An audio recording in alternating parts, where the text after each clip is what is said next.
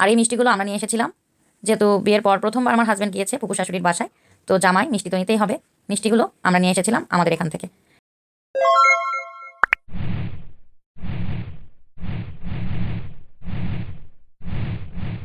আসসালামু আলাইকুম বন্ধুরা।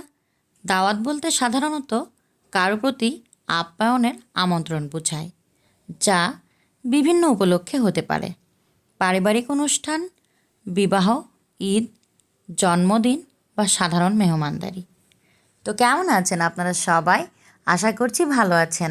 আল্লাহর অশেষ রহমতে আমিও ভালো আছি, আলহামদুলিল্লাহ।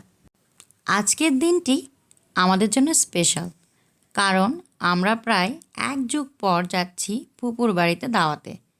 পরিবারের সবাই মিলে মাইক্রোবাসে চেপে বেরিয়ে পড়েছি। সাথে আছে হাজব্যান্ড, বাচ্চারা, আব্বু আম্মু আর আমার ছোট ভাই। আজকের দিনটা হবে দারুণ মজার, কারণ থাকছে জম্পেশ খাওয়া দাওয়া, গল্প, আড্ডা আর গ্রামের সৌন্দর্য উপভোগ। তো চলুন আমার সঙ্গে যাই আজকে আমার ফুপুর বাড়িতে। নাকি এরকম একটা ভাব করতেছে। নাম্বার আছে তো নাকি গরুর কাছে? মামা তো না তো।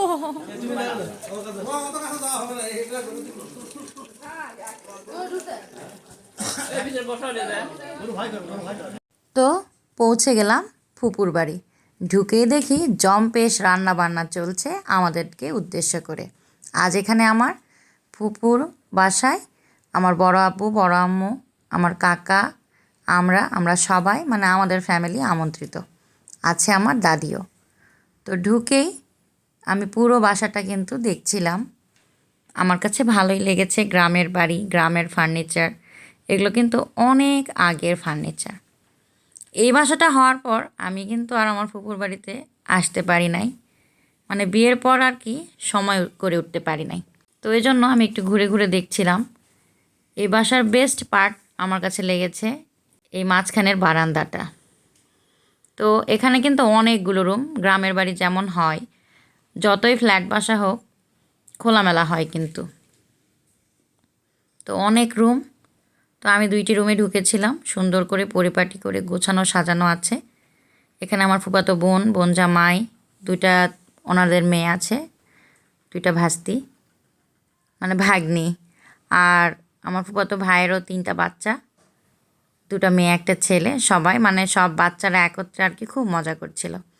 আর আমার কাছে এই যে বেস্ট পার্ট, এই বারান্দাটা এত ভালো লেগেছে, আমার মনে হচ্ছিল এখানে আমি কিছু ফুলের গাছ লাগিয়ে দিয়ে যাই।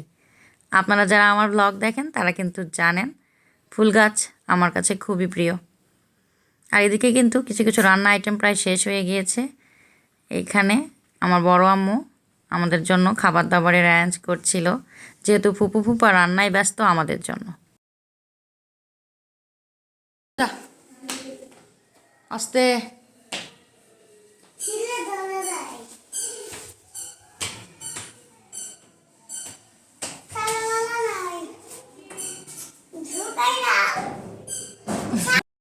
তো এখানে এসে আমার ছেলে জেদ শুরু করে দিয়েছে ছাদে যাবে। ছাদটা কিন্তু বেশ খোলামেলা এবং বাউন্ডারি দেওয়া নেই, যার জন্য আমার নিজেরই হাত পা একদম শিউরে উঠেছিল। আর মাঝখানের এই ফাঁকাটা দিয়ে আমার মনে হচ্ছিল টুক করে আমি এবং আমার ছেলে নিচে পড়ে যাব। এখানে আসলে জরুরি ভিত্তিতে কিন্তু একটি বাউন্ডারি দেওয়া উচিত ছিল। তো যাই হোক, ছাদে কোনো প্রকার কোনো বাউন্ডারি নেই, আর ছাদটা কিন্তু বেশ খোলামেলা। আর ছাদের এই স্পেশাল বড়ই গাছ। আমার ফুপুর বাড়িতে কিন্তু ছোটোবেলা থেকেই আমরা একটা জিনিস সবসময় খেতাম, সেটা হলো রাজবড়ই। আমার ফুপুর বাড়ির রাজবড়ই এর খুব সুখ্যাতি আছে। ছোটোবেলা থেকেই যখন আমরা দাদি বাড়িতে ছিলাম বা আমরা শহরে চলে এসেছি, তখন থেকেই কিন্তু আমার দাদা দাদি না আর একটা মাঝে মাঝে আমাদের জন্য এই বড়ইগুলো পাঠিয়ে দিত বা নিয়ে আসতো, এদিকে যাও। যখন ওনারা আসতেন আর কি। তো এখন আমার দাদু ভাই নাই। দাদু ভাই থাকলে আরও অনেক খুশি হতেন আমাদের সবাইকে একসঙ্গে এখানে দেখে। তো যাই হোক, আমার ছেলেটা বড়ই খাওয়ার ইচ্ছা পোষণ করছিল, ওকে কটা বড়ই নামিয়ে দিলাম। ও কিন্তু কোনোদিন বড়ই গাছ এর আগে দেখেনি। ও কিন্তু আমাকে বলছিল এগুলো মানে আঙুর, বলছিল মামা আঙুর খাবো। আমি বললাম বাবা এগুলো আঙুর না, এগুলো বড়ই। তারপর সে কিন্তু বুঝতে পেরেছে। আর এই ভিডিওটা আমি যখন করেছি এটা কিন্তু জানুয়ারি মাসের শেষের দিকে, মানে আমার ফুপুর বাড়িতে আমাদের দাওয়াত ছিল। তো ভিডিওটা আমি করেছিলাম কিন্তু ছাড়তে পারি নাই, যার জন্য এখন আপনাদের সঙ্গে শেয়ার করছি। এটা কিন্তু একদম শীত যাই যাই করছে সেই সময়ের ভিডিও। তো চারপাশটাও কিন্তু গাছপালা দিয়ে একদম ঢাকা। আর গ্রামের বাড়ি যেরকম হয় আশেপাশে কিন্তু শরিকদের বাড়ি থাকে, মানে আমার ফুপার 2 ভাইয়ের বাসাও কিন্তু 2 পাশে। তো ওনাদের বাসাও এখানে, সবার বাসা একসঙ্গে। এর মধ্যেই আমার বড় ছেলে কিন্তু খুঁজতে খুঁজতে চলে এসেছে আমার কাছে। ও কিন্তু বেশ কিছু টাইম আমাদেরকে না দেখলেই খুঁজতে শুরু করে দেয়। ছোটোবেলা থেকেই ওর অভ্যেস, একটু কিছুক্ষণ পর পর এসে এসে আমাকে দেখে। আর এখানে এসে এই যে মাঝখানে ফাঁকাটা দেখে ও কিন্তু টেনশানে পড়ে গিয়েছে এবং ওর ভাইকে নিয়ে টানাটানি শুরু করে দিয়েছে। আর এই যে দেখুন ছাদ থেকে নিচে আমি আপনাদের সঙ্গে শেয়ার করছি, আমার ফুপা কিন্তু নিজের হাতে আমাদের জন্য মানে কাঁসার পাতিলে রান্না করছে গরুর গোশ। আর ওখানে বসে আছে আমার বড় আব্বু, আমার ছোট ভাই, আমার ফুপাতো বড় বোন সবাই, এবং আমার ফুপু আম্মা। আমরা কিন্তু আমাদের ফুপুকে ফুপু আম্মা বলে ডাকি। এবং ছাদ থেকে নেমে এসেই নিচে নাস্তার আয়োজন করা হয়েছিল।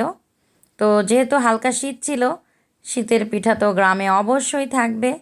আমার বড় আম্মু আমাদেরকে সার্ভ করে দিচ্ছিল শীতের পিঠা। যেহেতু আমার ফুপু আম্মা আমাদের জন্য রান্নার কাজে ব্যস্ত, তো বড় আম্মু এই জন্য আমাদেরকে সার্ভ করছিল। আর এদিকে এই যে কোল্ড ড্রিঙ্কস নিয়ে আসা হয়েছে আর বিভিন্ন রকম মিষ্টি দই সব নিয়ে আসা হয়েছে। আমার ছেলে কিন্তু খাওয়ার জন্য জেদ করছিল কোক, তো কোক নেই, তো যেটা আছে সেটাই হাতে নিয়ে দাঁড়িয়ে আছে। আর এদিকে কিন্তু খাওয়া একদম শেষের পথে, মানে আমার আব্বুরা বড় আব্বুরা সবাই খেয়ে নিয়েছে, আমরা এখনও খাই নাই। আমার ছেলেটা খাচ্ছে। এই ব্যাচটা উঠে গেলেই আমরা বসে পড়ব বাড়ির মহিলারা সবাই একসাথে। আর এই মিষ্টিগুলো আমরা নিয়ে এসেছিলাম, যেহেতু বিয়ের পর প্রথমবার আমার হাজব্যান্ড গিয়েছে ফুপু শাশুড়ির বাসায়, তো জামাই মিষ্টি তো নিতেই হবে। মিষ্টিগুলো আমরা নিয়ে এসেছিলাম আমাদের এখান থেকে। এখানে আমাদের যেগুলো ভালো মিষ্টি পাওয়া যায় সবগুলোই আমরা নিয়ে যাওয়ার চেষ্টা করেছি, সবাই মিলে মজা করে খেয়েছি। এবং অনেক কিছু রান্না করেছিল আমার ফুপু, আলুঘাটি, গরুর মাংস, হাঁসের মাংস, মুরগির মাংস, কাতলা মাছ, দই, মিষ্টি, কোল্ড ড্রিঙ্কস, আরও পিঠা, ফল ফ্রুটস, অনেক কিছু। তো আমরা কিন্তু দাওয়াত খেয়ে বাসায় চলে আসলাম। আর আসার সময় আমাদেরকে বেঁধে দিয়েছে অনেক খাবার। এখানে আছে হাঁসের গোশ, গরুর গোশ, কাতলা মাছ, আলুঘাটি, পিঠা, মানে যা যা পেরেছে সবই দিয়েছে। এই খাবারগুলো কিন্তু আমার প্রায় 2-3 দিন চলে গিয়েছিল, 2-3 দিন রান্নাই করতে হয়নি। আর আমাদের স্পেশাল এই যে এখানে দেখতে পাচ্ছেন এই পিঠাটা কিন্তু দারুণ মজা হয়েছিল। এই পাতিল ভর্তি করে দিয়েছিল আমার ফুপু। আর এখানে এই যে তালের শাঁস দুধ দিয়ে জাল করে এটা দিয়েছে আমাদের ভাবি, মানে আমার চাচাতো ভাইয়ের বউ। আর এই যে পাশে এই পিঠা, এটা হলো আমাদের এলাকার স্পেশাল সিন্নি পিঠা। এটা আসলে আমি পুরোটা আপনাদের দেখাতে চেয়েছিলাম কিন্তু আমার মনে ছিল না। এটা বিশাল বড় বড়, মানে শিলপাটা যেরকম হয় পাটার মতো বড় বড় ছিল। তো কেটে আমার আশেপাশের ভাবিদের, আমাদের আশেপাশে যে আমাদের আত্মীয় স্বজন আছে সবাইকে একটু একটু করে পিঠা এবং এই সিন্নি পিঠা সবই দিয়েছি। আর আমাদের জন্য এটা রেখেছি।